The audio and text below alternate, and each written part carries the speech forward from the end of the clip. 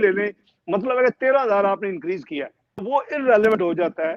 तो ये बड़ा सिंपल फार्मूला है देखने का। तो वो मैं अर्ज कर रहा हूँ कि ये जो एक्सटर्नल कर्जा है ये भी इन्होंने मेरी कैलकुलेशन के मुताबिक तकरीबन 3 साल में $38 अरब इन्होंने बोरो किया, $38 अरब। और जो इन्होंने को वापस किया है वो करीबन 22 अरब के करीब, 22 या 23 अरब किया है, जिसके नतीजे में जो नेट कर्जा है एक्सटर्नल उसमें $15 अरब का से ज्यादा इजाफा हुआ है। तो ये नहीं है कि एक्सटर्नल कर्जा, और अगले साल फिर ये करीबन $8 अरब एक्सटर्नल कर्जे में इजाफा करने जा रहे हैं।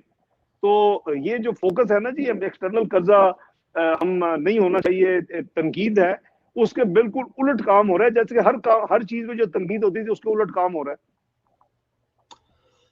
उल्ट हो रहा है। चले ये भी सर क्लियर हो। अच्छा सर, मुझे आईएमएफ के बारे में एक सवाल करना है कि आईएमएफ का प्रोग्राम सर आपने भी किया, मौजूदा हुकूमत भी लेकर चल रही है। अगर इन दोनों के नतायज में अगर आप हमें फर्क बता सके, समझा के, दोनों के नतायज में फर्क क्या है, जो आप लेके चल रहे थे और जो मौजूदा हुकूमत लेके चल रही है?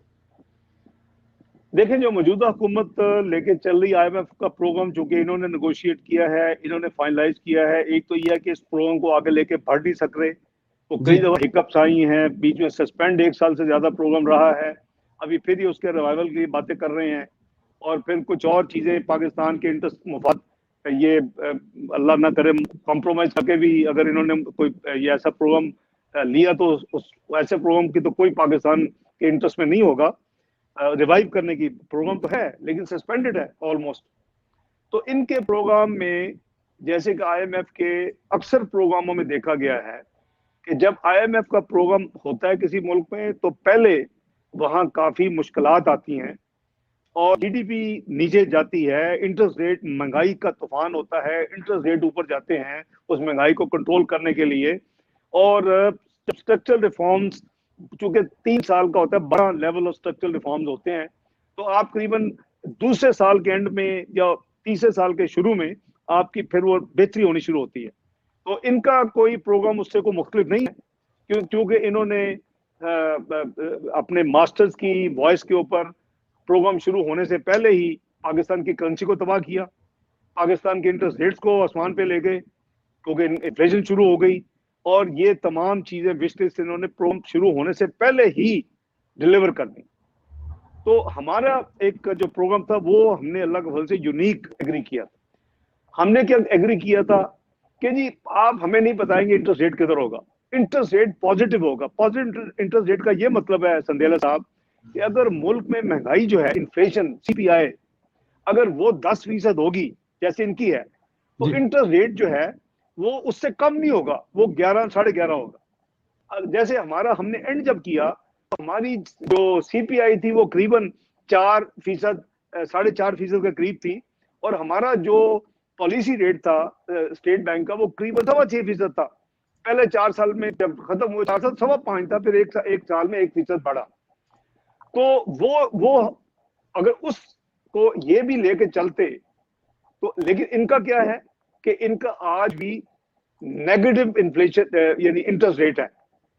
मुल्क में महंगाई जो है वो 9 से 11% के दरमियान घूम रही है, सीपीआई इंडेक्स, फूड इन्फ्लेशन को छोड़ने, और इनका रेट कोविड की वजह से जो कि 13.25% पे ले गए थे, जो कि नॉर्मल प्रैक्टिस होती है दुनिया में, इन्फ्लेशन महंगाई के साथ, इन्फ्लेशन रेट के साथ इंटरेस्ट रेट चलते हैं। तो इन्होंने 13.25% से, जब दुनिया में कोविड की एक सारी पेंडेमिक आई और वबा फैली और मुल्क में मसाइल हर मुल्क में हुए, तो उन्होंने सब ने अपने इंटरेस्ट रेट्स को नीचे ले गए। लेकिन हमारा जो इंटरेस्ट रेट है एक्चुअली नेगेटिव चल रहा है कि मुल्क में सीपीआई जो इंडेक्स है वो 9 से 11% में घूम रही है, और इंटरेस्ट रेट जो है वो इन्होंने 7% रखा हुआ है। चले उससे कम से कम इंडस्ट्री को, बिजनेस कम्युनिटी को कुछ सहूलत है और मिलनी चाहिए, क्योंकि वबा की वजह से भी काफी मुश्किलात हैं। लेकिन हमारा प्रोग्राम जो था, हमारा जो आपने कहा कंपेयर करें, तो अल्लाह के फजल करम से हमारा प्रोग्राम जो था वो जीडीपी ऊपर जा रही थी और कंसिस्टेंट ऊपर जा रही थी, हर साल पिछले साल से बेहतर परफॉर्म कर रही थी। हमारी महंगाई नीचे से नीचे आ रही थी और यहां पहुंच गई कि जहां 40 साल की लोस्ट महंगाई पे हम पहुंच गए। हमारे इंटरेस्ट रेट नीचे से नीचे जा रहे थे, और हम, जब मैंने अर्ज किया कि यानी चौथे साल के एंड में मियां साहब जब के 1 महीना पहले छोड़ने से गुजारते उस्मा, ये हम 5.25% पे आ चुके थे।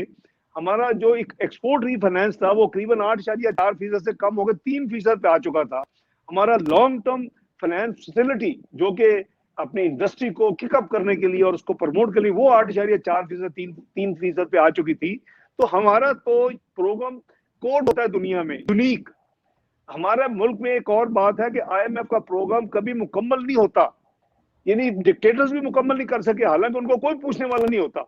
मुशर्रफ और शौकत अजीज भी जो थी उनकी हुकूमत, उन्होंने भी प्रोग्राम जो है वो आखिरी साल में जाकर छोड़ दिया था कि जी हमसे ये मुश्किलात, ये हम नहीं मजीद नहीं कर सकते स्ट्रक्चरल रिफॉर्म्स। हमने प्रोग्राम पाकिस्तान की तारीख में पहली दफा किया और उसके नतीजे में पाकिस्तान में दुनिया के बैनुल अक़वामी अदारों के सरबराहान ने विजिट्स की। दो प्रेसिडेंट वर्ल्ड बैंक आया, एक उसकी पहली जो है MD जो थी वो आई, जो आजकल इंडोनेशिया की फाइनेंस मिनिस्टर है, उसकी दूसरी MD आई, जो फिर उसकी अपना जो है IMF की MD आई, एशियन डेवलपमेंट बैंक के जो सदर थे 2 दफा आए, Asia infrastructure investment bank China के सदर पाकिस्तान आए। तो ये वो सारे हैं जो कि दुनिया में पाकिस्तान की जो रिकग्निशन थी वो नजर आ रही थी और पाकिस्तान टेक ऑफ कर रहा था। बहरहाल नजर लगी पता नहीं किसकी अल्लाह ताला फजल करम करे। मैं सर नाम नहीं लूंगा, शुरू हो गई, फिर मैं नाम नहीं लूंगा मैं नाम नहीं लूंगा, फिर आप सर वो आ जाते हैं उसमें, मैं इसलिए नाम नहीं लूंगा, अगला सवाल करूंगा जिनकी नजर लगी है सर। जी जी जी कोई नहीं, इंशाल्लाह जिनकी नजर लगी उनकी नजरें अल्लाह निकाल लेंगे, बहुत जल्दी निकलेगी इंशाल्लाह, आप देखें जरा। जी इंशाल्लाह सर, इंशाल्लाह। अच्छा सर, ये पावर सेक्टर के हवाले से सवाल है कि वज़ीर खजाना शौकत तरीन साहब ने कहा है कि पावर सेक्टर की मुकम्मल निजकारी करेंगे। आप क्या समझते हैं कि पावर सेक्टर की बदहाली का यही हल है? नून लीग पर पावर सेक्टर में काफी तनकीद की जाती थी, इस वक्त पावर सेक्टर का सर्कुलर डेट है क्या सर?